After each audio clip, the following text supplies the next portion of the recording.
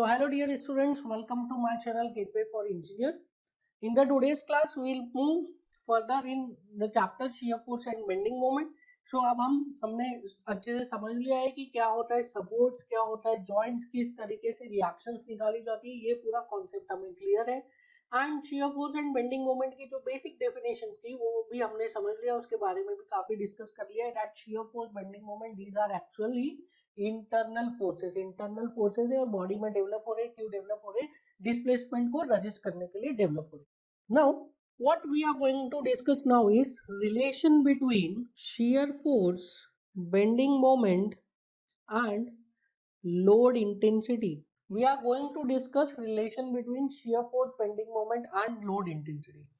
Now load intensity का बोलने का क्या मतलब है यहाँ पे? It is the intensity of distributed load. ठीक है, सो लोड इंटेंसिटी का मतलब है यहाँ पे इंटेंसिटी ऑफ डिस्ट्रीब्यूटेड लोड. अब डिस्ट्रीब्यूटेड लोड क्या है? डिस्ट्रीब्यूटेड लोड, सपोज आप डिस्ट्रीब्यूटेड लोड को समझने के लिए आप देखिए, नाउ डिस्ट्रीब्यूटेड लोड को समझने के लिए आप अज्यूम कीजिए, now this is a distributed load. क्या है? This is a load. इसका कोई लोड है, समझ लीजिए इसका लोड है 100 kilo Newton and this load is distributed over this length. Suppose ये लेंथ है 5 मीटर. तो ये 100 किलो न्यूटन का जो लोड है ये 5 मीटर की लेंथ पे डिस्ट्रीब्यूटेड है. नाउ कहीं पर भी मैं डिस्ट्रीब्यूटेड लोड, इस लोड को प्लेस करूंगा तो ये लोड जो 100 किलो न्यूटन का लोड है वो कितनी लेंथ पर डिस्ट्रीब्यूट हो जाएगा? ये लोड डिस्ट्रीब्यूट हो जाएगा 5 मीटर की लेंथ पे. So if I assume this is a bar और दिस इज अ लोड, क्या इसकी क्वालिटी होना चाहिए? ये दिस शुड बी होमोजेनस. ठीक है, this should be homogeneous. So this is a bar or a load of homogeneous material जिसका कि total weight is 100 kilonewton. Total weight is 100 kilonewton and इसकी length है, the length is 5 meter. That means I can say, अगर मैं इस load को किसी बार पे प्लेस करता हूँ, suppose this is my bar, ये 6 मीटर्स का बार है एंड अगर 6 मीटर के बार पे मैं ये लोड प्लेस करता हूँ like this, so this load will act on the bar like this and the intensity of this load I can say it is 100 kilonewton by 5 meter which is equals to 20 kilonewton per meter. So ये जो 20 kilonewton per meter मैं बोल रहा हूँ, this 20 kilonewton per meter is nothing but this is intensity of UDL. इसको हम generally इस तरीके से भी रिप्रेजेंट करते हैं like this. So this is 20 kilonewton per meter का UDL and this length is 6 meters. So इस तरीके से भी UDL को रिप्रेजेंट किया जाता है. ठीक है, कंप्लीट लेंथ में नहीं लग रहा है, जिस लेंथ में हमने बार को रखा है उसी लेंथ में ये UDL लग रहा है.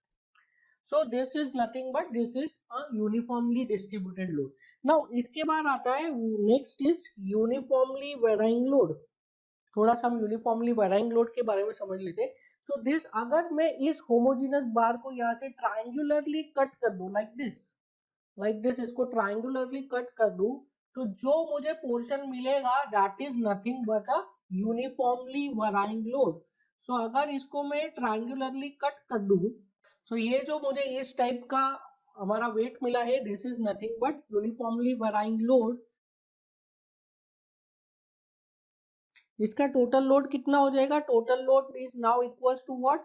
पहले कितना था? 100 किलो न्यूटन. अब इसको हाफ कर दिया तो ये कितना हो गया? 50 किलो न्यूटन. नाउ ये जो 50 किलो न्यूटन का लोड है कैसे डिस्ट्रीब्यूट हो रहा है? Triangularly. Here intensity will be 0 and here intensity will be 20 kilo newton पर मीटर. यही आ रहा था यहाँ पे भी. इस लाइन का मैक्सिमम वैल्यू यहाँ पे देखिए कितना आ रहा था. This was 20 kilonewton per meter. This was also 20 kilometre, but यहाँ पे हमने क्या कर दिया? 0 कर दिया. So ये जो लोडिंग डेवलप हुआ है, this is called as what? This is called as uniformly varying load. अब देखिए जो UDL है, अगर इस UDL को मैं अज्यूम करूँ एज अ पॉइंट लोड, इस UDL को मैं अज्यूम करूँ एज अ पॉइंट लोड, तो इस बीम पे टोटल पॉइंट लोड के टर्म्स में कितना लोड लगेगा? That is 100 kilo Newton. ठीक है, 100 किलो न्यूटन का लोड लगेगा और वो 100 किलो न्यूटन का लोड कहां पर लगेगा? वो इस रेक्टेंगल के सेंट्रोइड पे लगेगा. समझ में आया? ये 100 किलो न्यूटन का लोड अगर मैं इसको इसका इक्विवेलेंट पे पॉइंट लोड बनाऊंगा तो उस पॉइंट लोड की वैल्यू कितनी होगी? उस पॉइंट लोड की वैल्यू होगी 100 kilo newton, that is equal to total जो भी ये यूनिफॉर्मली डिस्ट्रीब्यूटेड लोड आ रहा है। और वो पॉइंट लोड एक्ट कहां पे करेगा? वो पॉइंट लोड इस रेक्टेंगल के सेंट्रॉइड पे एक्ट करेगा। सिमिलरली अगर इस यूनिफॉर्मली डिस्ट्रीब्यूटेड लोड को मैं रिप्रेजेंट करूं in terms of equivalent point load, तो इक्विवेलेंट पॉइंट लोड की वैल्यू कितनी हो जाएगी? 50 किलो न्यूटन। और वो 50 किलो न्यूटन एक्ट कहां पे करेगा? वो 50 किलो न्यूटन इसके सेंट्रॉइड पे एक्ट करेगा। If the length is L, this length is L, तो यहाँ पे ये L/3 पर एक्ट करेगा। कितनी थी लेंथ? लेंथ वाज 5 मीटर, सो 5/3 पर एक्ट करेगा। पॉइंट लोड कितने का? 50 किलो न्यूटन का। सो इस तरीके से हम क्या करते हैं? इस तरीके से यूनिफॉर्मली डिस्ट्रीब्यूटेड लोड को कन्वर्ट कर सकते हैं in terms of equivalent point load, and उसको हम रिजॉल्व कर सकते हैं मोमेंट के लिए एंड अलग अलग चीजों के लिए। सो यहाँ पे हमने क्या देखा? यहाँ पे हमने देखा कि यूनिफॉर्मली डिस्ट्रीब्यूटेड लोड क्या होता है, यूनिफॉर्मली वराइंग लोड क्या होता है। अब इसको आप किसी भी शेप में कट कर सकते हैं। इसको आप पैराबोलिक शेप में कट कर दीजिए तो क्या हो जाएगा आपका? Parabolically varying load. इसको आप सर्कुलर शेप में कट कर दीजिए, यहाँ से ऐसा सर्कुलर शेप में, तो क्या हो जाएगा? सर्कुलर वराइंग लोड हो जाएगा। तो आप किसी भी शेप में जो आपका यूनिफॉर्म वेट का जो बार है, यूनिफॉर्म होमोजेनस मटेरियल का जो बार है, उसको आप क्या कर सकते हैं? किसी भी शेप में कट कर सकते हैं and you can make infinite types of distributed load। उसमें से कुछ स्टैंडर्ड है, that is uniformly distributed load is a standard type, uniformly varying load is a standard type, parabolically varying load is a standard type। इस type से कुछ standard types है। Now एक चीज और यहाँ पे समझने की है, ये जो यूनिफॉर्मली डिस्ट्रीब्यूटेड लोड है इसको हम कैसे रिप्रेजेंट कर रहे हैं? It is represented in the form of a rectangle.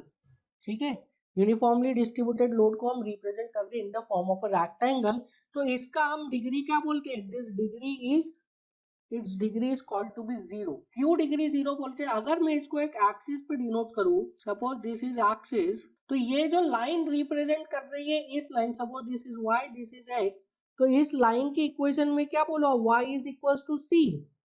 Now y is equals to c, this is what? This is the equation of a line। और इस लाइन की डिग्री कितनी है? y is equals to c, ये line की degree कितनी है?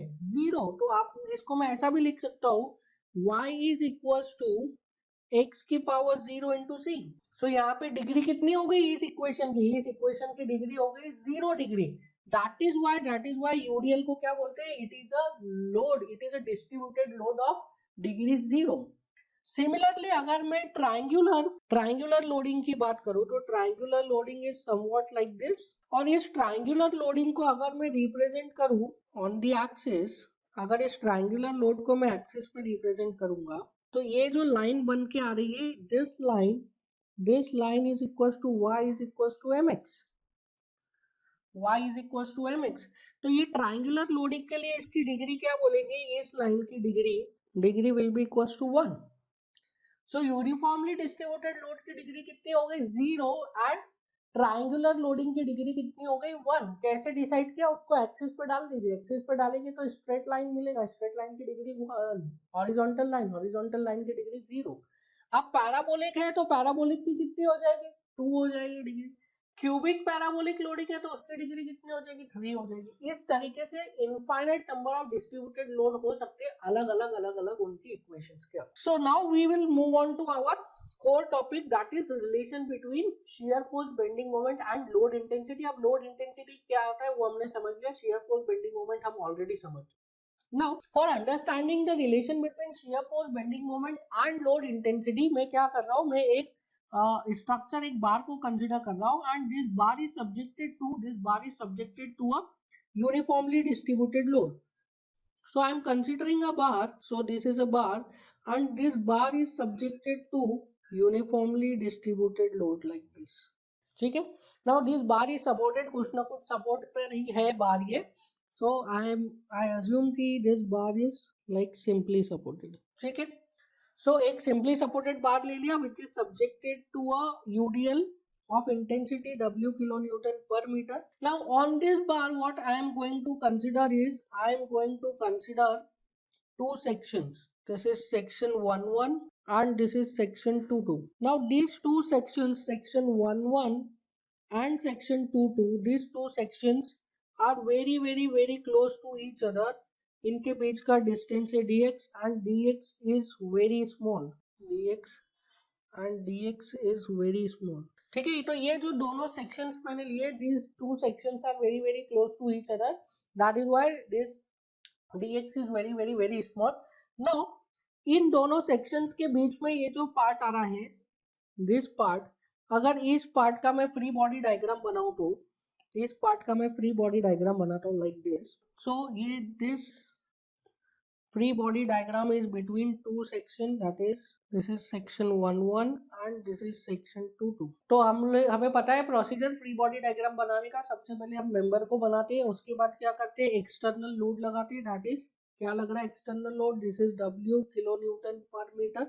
फिर क्या करते हैं, फिर इसकी स्टेबिलिटी के लिए इंटरनल लोडिंग लगाते हैं, तो इसकी स्टेबिलिटी के लिए लगाइए आप internal loading. So internal loading कितनी लग रही है यहाँ पे, इंटरनल लोडिंग कौन सी लगेगी, shear force and bending moment. And shear force and bending moment हमने पढ़ा था after discussing about sign convention की हमेशा हम shear force and bending moment को कैसा अज्यूम करेंगे सेक्शन के ऊपर, हमेशा पॉजिटिव डायरेक्शन में shear force and bending moment को अज्यूम करेंगे। And positive shear force is that shear force which tries to rotate the free body in clockwise direction. तो देखिए यहाँ पे मैं अज्यूम कर रहा हूँ this is Vx and this will rotate the free body in clockwise direction like this. Similarly अब यहाँ पे मैं जो अज्यूम करूंगा शियर फोर्स वो भी पॉजिटिव डायरेक्शन में अज्यूम करूंगा, so this shear force will also rotate the body in clockwise direction. Now क्योंकि यहाँ पे दो अलग अलग सेक्शंस है तो मैं यहाँ पे दो अलग अलग वैल्यू ऑफ शियर फोर्स को अज्यूम कर रहा हूँ। यहाँ पे मैंने Vx लिखा है तो इधर मैं लूंगा with a small change Vx plus dV। सो इसको मैं डायरेक्टली यहाँ पे x लेने की जरूरत नहीं है, इसको v लिख देता हूँ और इसको v प्लस dv लिख देता हूँ। सो मैंने क्या अज्यूम किया, शियर फोर्स एक सेक्शन पे v था, दूसरे सेक्शन पे with small change v plus dv assume कर लिया। अगर शियर फोर्स की वैल्यू चेंज नहीं होगी तो dv की वैल्यू क्या आ जाएगी, 0 आ जाएगी। सिमिलरली मैं बेंडिंग मोमेंट अज्यूम कर रहा हूँ, बेंडिंग मोमेंट कौन सा अज्यूम कर रहा हूँ, I will assume positive bending moment. And positive bending moment is that bending moment which tries to sag the member और sag the free body diagram. So यहाँ पे मैंने अज्यूम कर लिया this is m plus dm। ठीक है, सो हमने member पे इंटरनल फोर्सेस को अज्यूम कर लिया। नाउ इंटरनल फोर्सेस क्यों डेवलप होते हैं, इंटरनल फोर्सेस डेवलप होते हैं in order to maintain free body equilibrium of the member. जो ये मेंबर का फ्री बॉडी बनाया है इसके फ्री बॉडी को इक्विलिब्रियम में कौन मेंटेन करता है, ये इंटरनल फोर्सेस। और अब हमने ये इंटरनल फोर्सेस लगा दिए हैं, इसका मतलब क्या है कि ये जो मेंबर है, ये जो फ्री बॉडी डायग्राम है, ये किसमें आ गया है, स्टैटिक इक्विलिब्रियम में। Free body diagram static equilibrium में आ गया है तो I can apply the equations of equilibrium, that is summation of vertical forces is 0, summation of horizontal forces is 0 and summation of moment is 0. So first I am writing summation of all the vertical forces is 0. So बताइए इसमें कौन कौन से vertical forces लग रहे हैं। सबसे पहले V लग रहा है, V is acting upward, so positive लिखूंगा। फिर W is acting downward, so I will write minus W into this W is what, this W is uniformly distributed load, this is not a load। इसको load में convert करने के लिए क्या करना पड़ेगा, इसको dx लेंथ से मल्टीप्लाई करना पड़ेगा। so minus W into dx। और कौन सा लोड लग रहा है यहाँ पे लग रहा है V plus dv। V plus dv कहाँ लग रहा है, it is acting in downward direction, so I will write minus V plus dv is equals to how much, is equals to 0। so यहाँ से what can I say, v से v cancel हो जाएगा, v से v cancel हो जाएगा, so I will write minus w dx minus dv is equals to 0 और I will write minus dv by dx is equals to how much, is equals to w। now ये relation क्या है, ये equation क्या दे रहा है, what is w, w is load intensity, what is dv by dx, dv by dx is the differentiation of shear force, or you can say the slope of shear force diagram। so dv by dx is what, dv by dx is the slope of shear force diagram with negative sign, so I can say the negative slope of shear force diagram will give you what, w। and what is this w, this w is downward load intensity, downward load intensity. So अगर shear force diagram का जो slope है अगर वो negative आ रहा है, that means क्या मिल रहा है आपको, डाउनवर्ड लोड इंटेंसिटी मिल रही है। और शेयर फोर्स डायग्राम का जो स्लोप आ रहा है, अगर वो पॉजिटिव आ रहा है उसका मतलब क्या है, आपको अपवर्ड लोड इंटेंसिटी मिल रही है. So the negative slope of shear force diagram, यहाँ से हम कंक्लूजन लिख सकते हैं इस इक्वेशन का.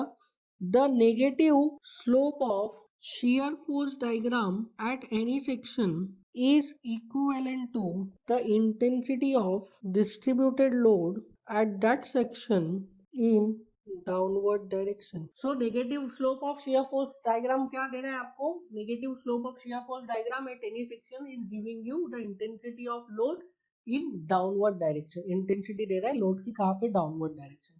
Now ये तो बात करी हमने shear force की. Now this ये जो हमारा free body diagram है, this is in state of static equilibrium. So I can also apply summation of all the moments is equals to 0. So I am applying sigma mz is equals to 0. अब किस point के about लगाऊंगा? I am applying it about 1 1. आप किसी भी point के about लगा सकते हैं, because this free body diagram is in static equilibrium. Static equilibrium का मतलब है हर पॉइंट के अबाउट मोमेंट इक्विलिब्रियम आप लगा सकते हैं किसी भी पॉइंट के about. So I am writing, देखिए इस पॉइंट के अबाउट लगा रहा हूं मैं, इस पॉइंट के अबाउट 1 1 के अबाउट. सो v तो वैनिश हो जाएगा, ये वाला v वैनिश हो जाएगा. सो आई कैन राइट ये moment is in clockwise direction. So plus m. अब ये जो w किलो न्यूटन पर मीटर है, ये क्या देगा? ये क्लॉकवाइज मोमेंट दे रहा है, clockwise. So I will write plus w into dx. ये तो लोड हो गया, और मैंने अभी बताया यूडीएल को अगर पॉइंट लोड के टर्म्स में कंसीडर करोगे तो वो कहाँ पे एक्ट करेगा?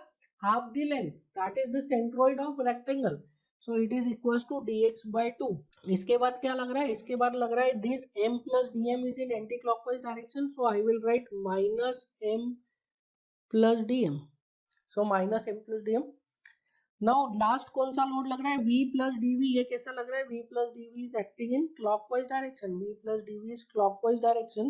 So plus v plus dv कैसा लगेगा? Into dx. This is equals to how much? This is equals to 0. From here आप देखिए m से m कैंसिल हो जाएगा क्या? सो ये m और m कैंसिल हो गए. नाउ देखिए dx is very very very small. dx is very small. So dx का स्क्वायर क्या हो गया? और छोटा हो गया. कैसे? सपोज dx की वैल्यू है 0.1, तो 0.1 इंटू 0.1 कितना हो गया? 0.01. So if a value is very small तो उसका स्क्वायर क्या होता है? और छोटा हो जाता है. So I am neglecting this. So this value is neglected. ठीक है, because it is very very very small. Now dv into dx, dv is very small, dx is also very small. dx की value अभी assume की 0.1, dv is 0.5. So 0.1 into 0.5 कितना हो गया? 0.05. तो वो और छोटा हो गया. So dv into dx is also very very very small. So dv into dx is also neglected. So हमारी इक्वेशन में क्या बचेगा? हमारी इक्वेशन में बचेगा minus of dm plus v dx is equals to 0. That means dm by dx is equals to how much? dm by dx is equals to v. dm by dx is equals to what? dm by dx is equals to v. That means dm by dx क्या है? dm by dx is the slope of bending moment diagram and v क्या है? v is shear force. So जिस तरीके से slope of shear force diagram क्या दे रहा था आपको? लोड इंटेंसिटी दे रहा था इन द डाउनवर्ड डायरेक्शन, उसी तरीके से बेंडिंग मोमेंट डायग्राम आपको क्या दे रहा है? The slope of bending moment diagram is giving you what? Positive shear force. ठीक है, so the slope of bending moment diagram is giving you positive shear force. This is the relation between shear force diagram and bending moment, or you can say bending moment and shear force. So यहाँ से हमने क्या relation निकाल लिया? यहाँ से हमने load intensity और shear force के बीच में रिलेशन निकाला, फिर हमने रिलेशन निकाला bending moment and shear force के बीच में. सो इस तरीके से shear force, bending moment and load intensity के बीच में रिलेशन आ जाता है. So I will write here, आप इसके नीचे लिखिए, it means the slope of bending moment diagram at any section is equivalent to shear force at that section. Now अब एक स्टूडेंट ने डाउट पूछा कि सर ये जो आपने इक्वेशन डिराइव की, ये तो आपने सिर्फ यूडीएल के लिए डिराइव किया. सो कहीं पे अगर यूनिफॉर्मली वेराइंग लोड लग रहा हो या पैराबोलिकली वेराइंग लोड लग रहा हो तो आप क्या करेंगे? सो देखिए हमने ये इक्वेशन डेफिनेटली डिराइव की है किसके लिए? For the uniformly distributed load. But अगर यूनिफॉर्मली वेराइंग लोड भी लग रहा है तो उसके लिए भी दिस इक्वेशन इज वैलिड. देखते हैं कैसे. Now this is a structure. This structure is subjected to a uniformly varying load अब देखिए इसमें क्या लग रहा है, यूनिफॉर्मली वेराइंग लोड लग रहा है and I have considered two sections, मैंने दो सेक्शंस लिए and these two sections are very very close to each other. ये दोनों सेक्शंस क्या है, एक दूसरे के बहुत ही क्लोज है। If the two sections are very very close to each other, तो ये जो आपको ट्रायंगुलर स्ट्रक्चर है this will be acting as a rectangle, this will act as what, this will act as rectangle. So अगर दो section बहुत ही पास पास है तो ट्रायंगुलर वेरिएशन भी कैसा दिखेगा, ट्रायंगुलर वेरिएशन भी आपको रेक्टेंगुलर ही दिखेगा। So this equation is valid for all types of loading, all types of distributed load, that is uniformly distributed load, uniformly varying load, parabolic, circular, कोई सा भी load ले लीजिए सबके लिए this equation is valid. So these two equations are very very very important equations. मैं एक बार और लिख रहा हूँ, that is minus dv by dx is equals to what, is equals to w, and dm by dx is equals to what, v. These two equations are very very very important. Numerical और objective solve करने में ये आपकी बहुत ज्यादा help करने वाली है। Now we are going to discuss some conclusions about this equation, some conclusion about this equation. So हमने क्या बोला, हमने बोला कि the slope of bending moment diagram is equals to shear force and the slope of shear force diagram is equals to load intensity in downward direction. Negative slope of shear force diagram is load intensity in downward direction. Now इसका मतलब क्या हुआ है, इसका मतलब ये हुआ है, if I write conclusion that the degree of shear force diagram is 1 degree higher than loading curve and the degree of bending moment diagram is 1 degree higher than shear force curve, or you can say shear force diagram. shear force diagram की degree कितनी होगी, 1 degree higher than the loading intensity और the loading curve, and bending moment diagram की degree क्या होगी, shear force diagram से 1 degree higher. सो loading से कितनी हो जाएगी, 2 degree higher. So this is the most important conclusion and this is the most important relation between load intensity, shear force diagram and bending moment diagram, that the degree of shear force diagram is 1 degree higher than the loading curve and the degree of bending moment diagram is 1 degree higher than the shear force curve. So if I make a table, so this is degree of loading curve, this is degree of shear force diagram and this is degree of bending moment diagram. So if the degree of shear loading curve is 0, that means क्या है ये UDL.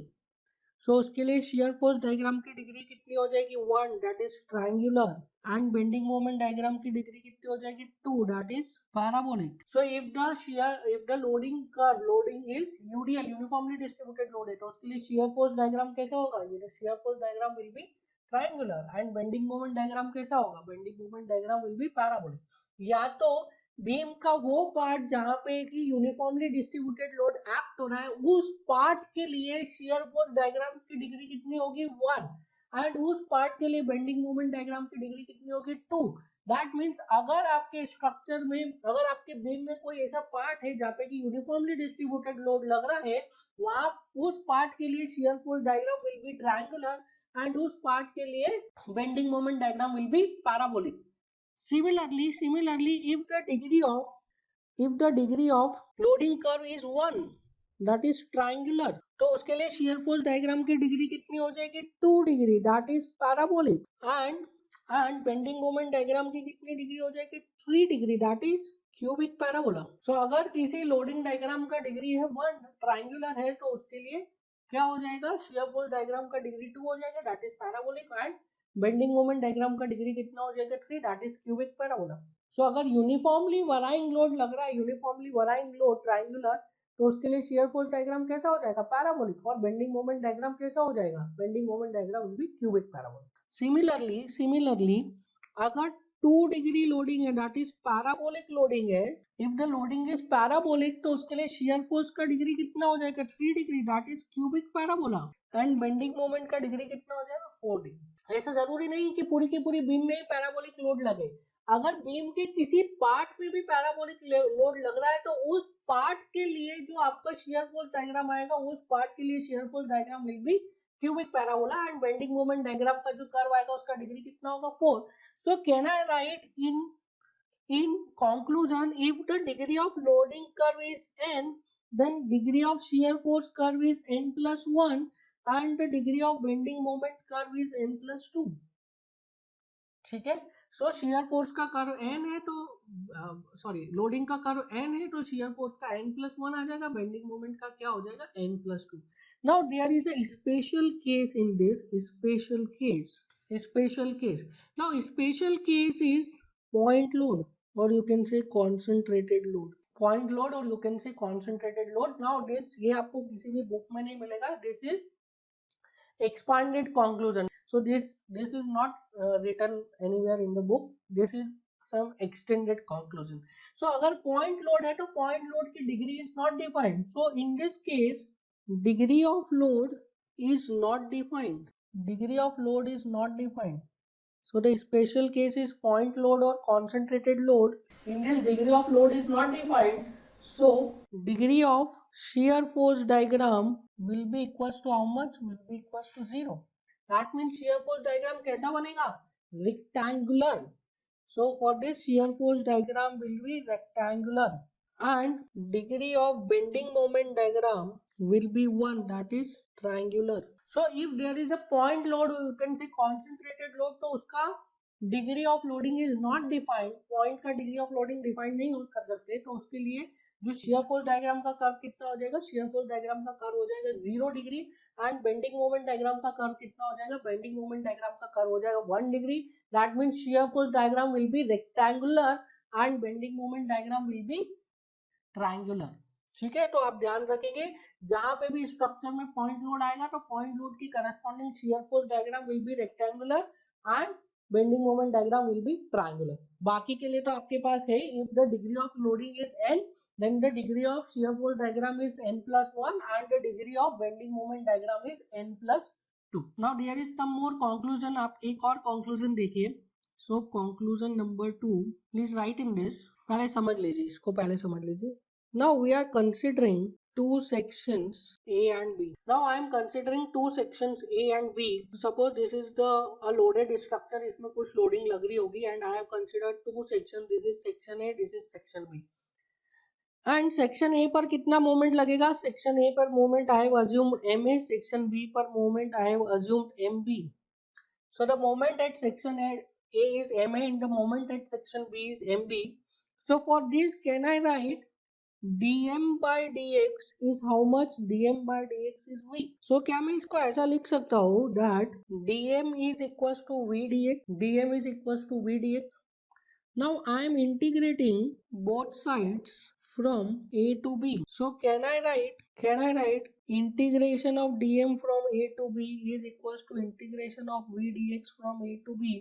That means mb minus ma, this is equals to integration of a to b v dx. This is equals to area of shear force diagram between a and b. This is again a important conclusion. That is अगर दो point के बीच में आपको moment का difference निकालना है तो उन दोनों पॉइंट्स के बीच में आप क्या कर सकते हैं? शेयर फोर्स डायग्राम के बीच का आप एरिया निकाल लीजिए. सो शेयर फोर्स डायग्राम का एरिया किसी भी दो पॉइंट्स के बीच में क्या रिप्रेजेंट करता है? उन दोनों पॉइंट्स के बीच में द डिफरेंस ऑफ मोमेंट को रिप्रेजेंट करता है. ठीक है, इससे भी डायरेक्टली न्यूमेरिकल पूछे जा सकते हैं आपके एग्जाम में. That is why this conclusion is also important. दो पॉइंट्स के बीच में शेयर फोर्स डायग्राम का जो एरिया है वो क्या रिप्रेजेंट करेगा? उन दोनों पॉइंट्स के बीच में बेंडिंग मोमेंट के डिफरेंस को रिप्रेजेंट करेगा. नाउ नेक्स्ट कंक्लूजन लिखिए, कंक्लूजन नंबर 3. इसको भी आप पहले समझ लीजिए. That is dm by dx is equals to v. ठीक है, dm by dx is equals to v है तो इसको मैं क्या बोल सकता हूँ? If v is equals to 0 then dm by dx is 0. That means m is either maximum or minimum. m is either maximum or minimum. So अगर किसी पॉइंट पे शियर फोर्स 0 हो जा रहा है तो उस पॉइंट पे बेंडिंग मोमेंट क्या आ रहा है? Bending moment is either maximum और मिनिमम.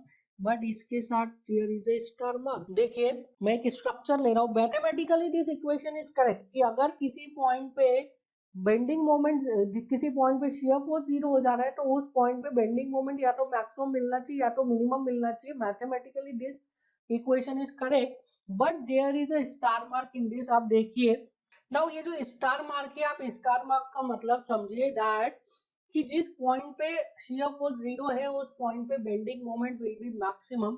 अब देखिए मैं एक शियर फोर्स डायग्राम आपको बना के बताता हूँ that suppose this is a shear force diagram like this. Now इस टाइप से कुछ शेयर फोर्स डायग्राम आ रहा है यहाँ पे.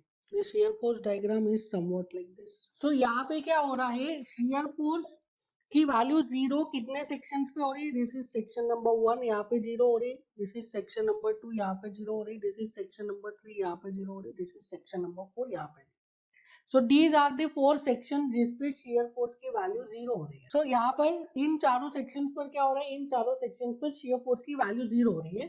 नाउ इसमें से देखिए जो सेक्शन 1 और 2 के बीच का रीजन है, here shear force is positive, 2 and 3 में shear force is negative and 3 and 4 में shear force is positive. So ये जो चार सेक्शन है जहां पे शियर फोर्स की वैल्यू जीरो हो रही है, इन चार सेक्शन पे at section 2 and 3 shear force is changing sign from positive to negative. ठीक है, सेक्शन 2 और 3 पे क्या हो रहा है, शेयर फोर्स का साइन चेंज हो रहा है. सेक्शन 2 और 3 पे क्या हो रहा है, शेयर फोर्स का साइन चेंज हो रहा है. कहां से, पॉजिटिव से नेगेटिव पे. नाउ देखिए सेक्शन 1 2 3 4 चारों ही सेक्शन पे जो शेयर फोर्स है, शेयर फोर्स की वैल्यू जीरो है, बट दो सेक्शन है जिसपे शेयर फोर्स साइन चेंज कर रहे हैं फ्रॉम पॉजिटिव टू नेगेटिव. इसका मतलब समझिए आप कि जब भी shear force positive to negative sign change करेगा तब डेफिनेटली शियर फोर्स की वैल्यू क्या होगी, जीरो होगी.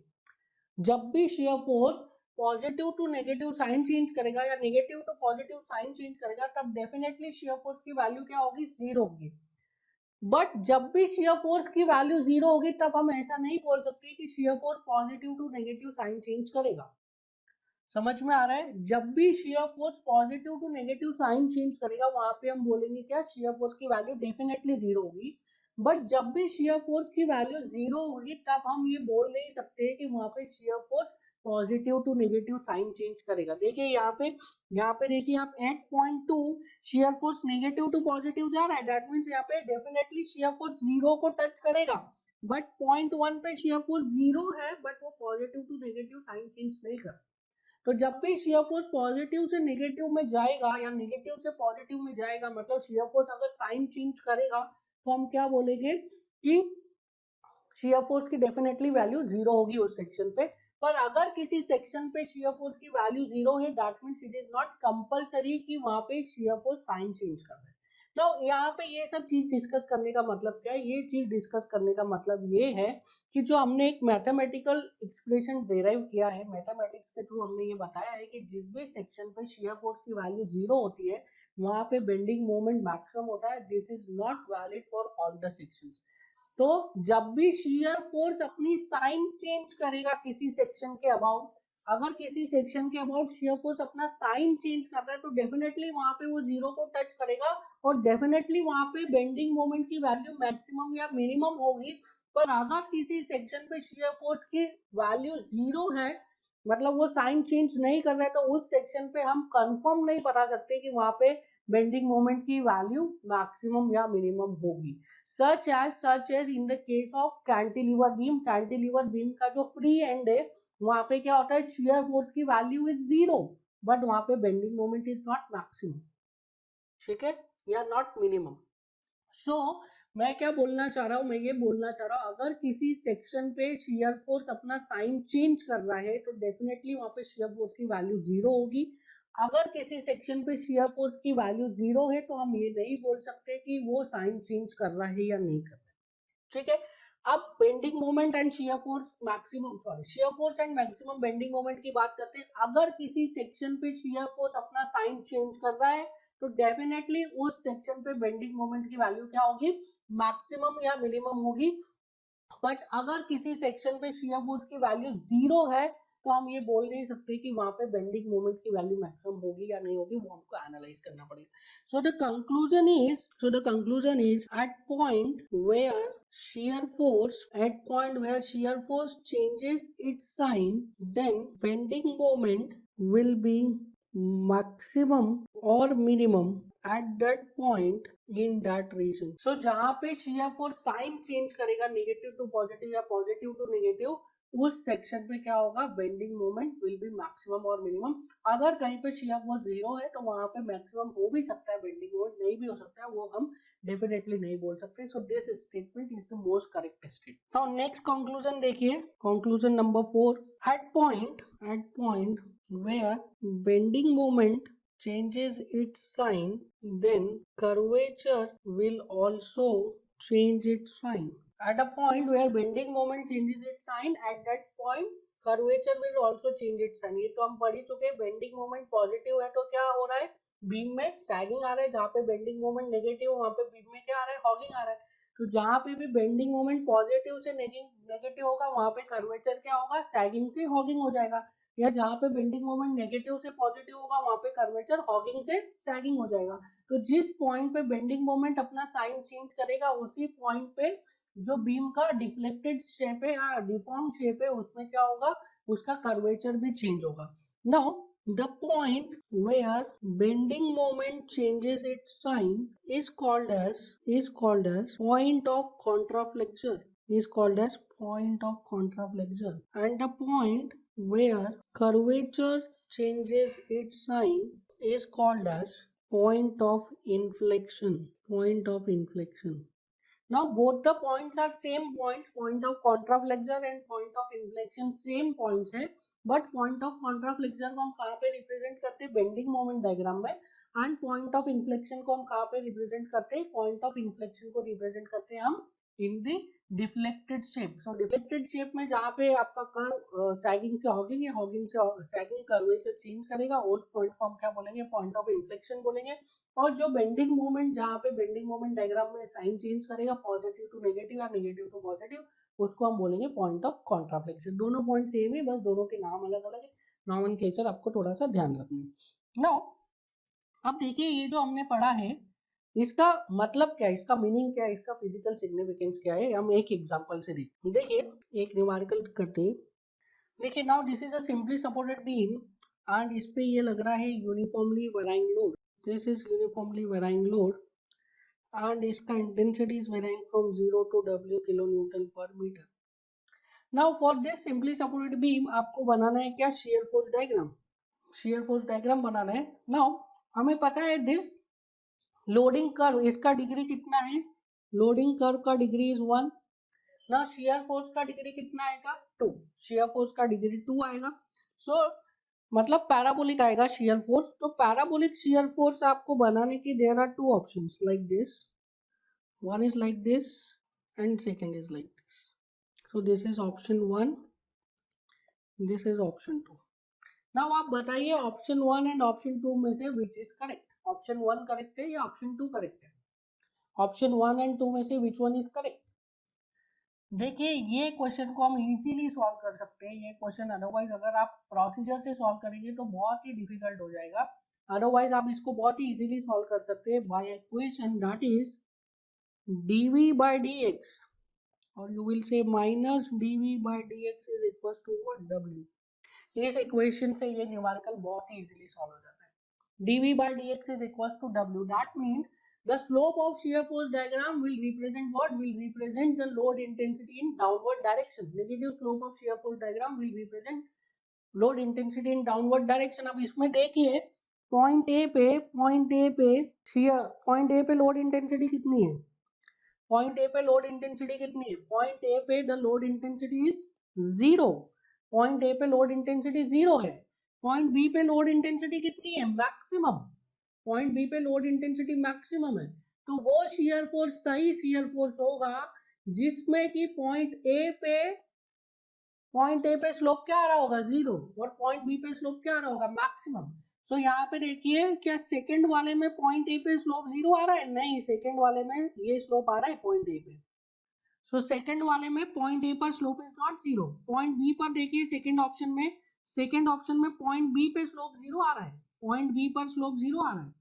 सो पॉइंट बी पर क्या लोड इंटेंसिटी 0 है, नहीं, पॉइंट बी पर लोड इंटेंसिटी मैक्सिमम है. फर्स्ट ऑप्शन में देखिए, पॉइंट ए पर स्लोप कितना आ रहा है, 0. पॉइंट ए पर स्लोप इज 0. सो यहाँ पे पॉइंट ए पर लोड इंटेंसिटी 0 है, पॉइंट बी पर स्लोप कितना आ रहा है, पॉइंट बी पर स्लोप आ रहा है मैक्सिमम, तो यहाँ पे पॉइंट बी पे लोड इंटेंसिटी कितनी है, maximum. So the correct answer is first answer, first answer is the correct answer. So ये हमने कैसे सॉल्व किया, by using this relation between shear force, bending moment and axial and loading intensity. कई बार आपको exam में इसका use होगा, कई बार ऑब्जेक्टिव सॉल्व करने में आपको इसको यूज करना पड़ेगा। हमेशा आप कंफ्यूज होंगे कि किस टाइप से बना है पैराबोला। बनाने के हमेशा आपको दो ऑप्शन मिलेंगे, एक कॉनकेव अपवर्ड्स, एक कॉन्वेक्स अपवर्ड। कॉनकेव अपवर्ड बना है कि कॉन्वेक्स अपवर्ड बना है, तो आपको देखना है लोडिंग डायग्राम को, ठीक है। लोडिंग डायग्राम में जिस तरफ स्लोप, लोडिंग डायग्राम में जिस तरफ इंटेंसिटी बढ़ रही है उस तरफ आपके शियर फोर्स डायग्राम में स्लोप बढ़ना चाहिए। जहां पे इंटेंसिटी लोड की बढ़ रही है वहां पे आपका स्लोप बढ़ना चाहिए, किसका, शियर फोर्स डायग्राम का, ठीक है। हमेशा आप कंफ्यूज हो गए कि bending moment diagram, shear force diagram parabolic आया है पर कॉन्वेक्स अपवर्ड बनाना है या कॉनकेव अपवर्ड बनाना है, तो हमेशा आपको जब बेंडिंग मोमेंट डायग्राम बनाना है तो उसकी करस्पॉन्डिंग शियर फोर्स को देखना है, शियर फोर्स बनाना है तो उसके करस्पॉन्डिंग लोडिंग डायग्राम को देखना है। अगर लोडिंग और शियर फोर्स की बात करें तो अगर लोडिंग बढ़ रहा है तो शियर फोर्स डायग्राम का जो स्लोप है वो बढ़ना चाहिए, ठीक है। एक और न्यूमेरिकल देखते हैं, एक और numerical. Now for this numerical आपको बताना है कि which is the correct shear force diagram.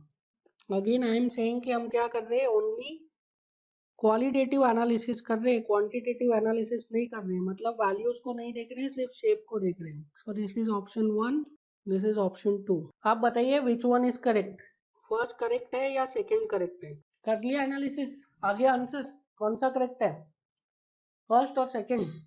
Second is the correct answer. देखिए कैसे, इन द फर्स्ट देखिए यहाँ पे लोडिंग कर्व पे पॉइंट ए पर लोड इंटेंसिटी कितना है, 0, तो शियर फोर्स डायग्राम का स्लोप पॉइंट ए पर कितना होना चाहिए, 0। कौन से में 0 है, सेकंड वाले में 0 है, ठीक है। यहाँ पे पॉइंट ए पर लोड इंटेंसिटी कितना है, 0, तो shear force diagram point A पे स्लोप कितना होना चाहिए, शियर फोर्स डायग्राम का पॉइंट ए पे 0। यहाँ पे देखिए shear force diagram second option में स्लोप इज 0। यहाँ पे देखिए फर्स्ट वाले ऑप्शन में the slope is maximum, slope क्या हो रहा है, रिड्यूस होता जा रहा है, पॉइंट बी पर स्लोप कितना है, 0। बट यहाँ पे देखिए लोडिंग कर्व में लोड इंटेंसिटी इंक्रीज होता जा रहा है, पॉइंट बी पर कितना है load, maximum.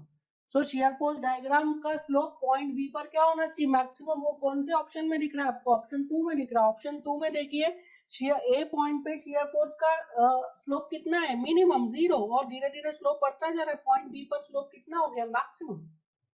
So option 2 is correct.